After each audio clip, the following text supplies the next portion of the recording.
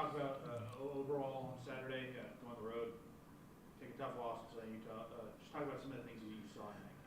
Well, first, I think you just have to give Southern Utah credit. They did everything that it took to win the football game, and obviously our keys to victory. We number one, we knew that anytime you go on the road, we had talked about all week long, you have to have 100% ball security, which for the most part throughout the course of this season, we've been really good at that.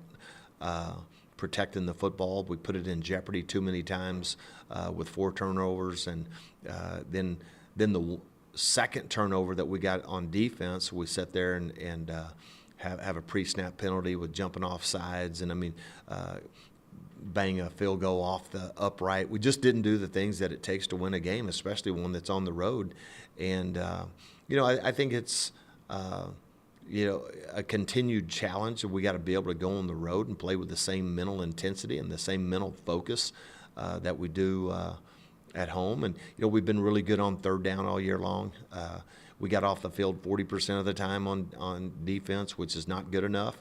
And offensively, we converted 3 of 9 third downs. So there was just a lot of things that didn't go well. And, you got to tip your hat. Again, Southern Utah did the things that it takes to win the football game, and we didn't. And, you seemingly dominated on the offensive side of the ball. Leading in yards, leading in a ton of categories, but it was those turnovers, like you said. Was it just something that they were adjusting to, or was it just kind of a bad game? It's just I don't know if you can point a finger at any particular thing. You just have to make sound decisions whenever it comes to, take what the defense gives you. If it's not there, pull it down or hit the check down, and you got to protect it when you're running the ball. Have a guy come from behind, big play, and then right off the get-go there in the third quarter, trying to build some momentum in the second half, and we started off, and they cause a fumble and return it down, and that was another key to the game. We didn't play well in the red zone on defense. Other than the 3 red zone series, the one interception went back for a touchdown, and we had 3 other times where they scored. One time we stopped them, forced the field goal, and then the other 3 times in the red zone, we get them into 3rd and 10, and we don't stop them on 3rd and 10 in the red zone, which would have been huge. And so defensively, I was disappointed. Other than that, we played really good. They had 289 yards of offense, and that's with a drive that was a lengthy drive toward the end of the game to even get to 289. So other than the 3 red zone series, felt really good about what we had done defensively to that point. We did what we felt like that we had to do to win that game, and our red zone defense, we got to be stout. And you go into the half leading, but then like we've seen a couple times before, you let up in the second half. Kind of talk about that. Yeah, it's just like driving a car that just is like we were ahead, but it didn't. It was just the whole flow of the game. It just felt like driving a car that's back in the day when you used to have to set the timing on a car. I just felt like we were a car without proper timing. It just was nothing seemed to become flow or come natural, or just kind of nothing in rhythm on really the whole game. It just felt that way from the beginning of it to the end. And I don't know what the reason or the cause of that is, but we got to learn to overcome it. We got to learn to be able to go on the road and bring the intensity. And I think it's just really more of a mental focus than anything. And it seems like every time you guys take 1 step forward, you take 2 steps back. How frustrating is that as a coach? What kind of adjustments can you make to fix that? Yeah, well, I think the biggest thing, I don't know about 2 steps back. We took a step back. Again, our opponents, they practice and they prepare, and they have good players as well, right? So, we come off 2 really impressive wins, in my opinion, against North Alabama and West Georgia. You have to be able, it's one thing to have success. It's another thing to be able, it's a whole nother realm, to be honest with you, to be able to sustain success. You have to stay humble. You have to stay hungry. You have to stay focused. There's so much that goes into being a consistent winner, and that's what we're trying to build. But it's like I told the team yesterday, it was very disappointing. There's nothing I'm going to be able to say to you today that make you feel better. There's nothing I'm going to be able to do to make you feel better about having a disappointing conference loss like that. But what I do know is this. I know that every single goal that we set for our football team is directly in front of us. Number one, to go undefeated at home. We're 3-0. We have 2 opportunities coming up here in the next couple of weeks to be able to make that become a reality. Number 2, it's to win a conference championship. Every one of those goals, that goal is directly in front of us as well. We had 1 conference loss a year ago, and we're able to win the conference championship, and that's our mindset. And then if you do that, then you'll position yourself to be able to get into the playoffs and go and play for a national championship. So our goals haven't changed. Our goals are directly in front of us. It's just a matter of now, do we have the character, the discipline, and the mental toughness that it requires to make that become a reality? And it seems like you guys have struggled this year on the road. I know you had some tough road trips, but what are you going to do to be able to fix that, especially ending the season with a couple of tough road games? Yeah, I'm not even looking that far ahead, and I don't think I do anything differently. We were 7-1 in the conference a year ago. Why would we do something different than what we've done ever since I've ever been here? What we do works. It's just a matter of, and you also have to look at, TCU is a pretty good football team. University of Tulsa is obviously an FBS program that's in rebuilding mode. So it isn't like we've just gone on the road and laid an egg. It's just hard. It's hard to win on the road no matter who you're playing. And it's just it's a process, with our football team, and we're going to stay the course, and we're not panicking. We're not going to sit here and look in our rear view mirror and go, oh man, we don't play well on the road. No, we're going to keep doing what we're doing. We're going to cast a vision for what we want the last 4 games of our season to look like, and then we're going to turn that vision into action.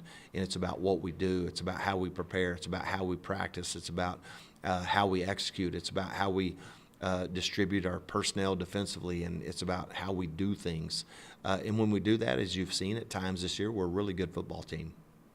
And you come into this bye-week, open week, opportunity week. There's about 15 different terms for it. You don't have a game this week. Talk about if that's a good thing, bad thing. How can you use that rest recovery? Is it the perfect timing that it's going to? I think it depends on what your players do. It's an open week. It's not an off week. It's an open week, which just really means that we don't play a game on Saturday. We're going to practice Tuesday, Wednesday, and Thursday. We're going to send our coaches out on the road to recruit toward the end of the week. Then we just get right back into a normal preparation on the weekend. Sunday is a Sunday, and then Monday is a Monday, and here we go. We're right back into game week.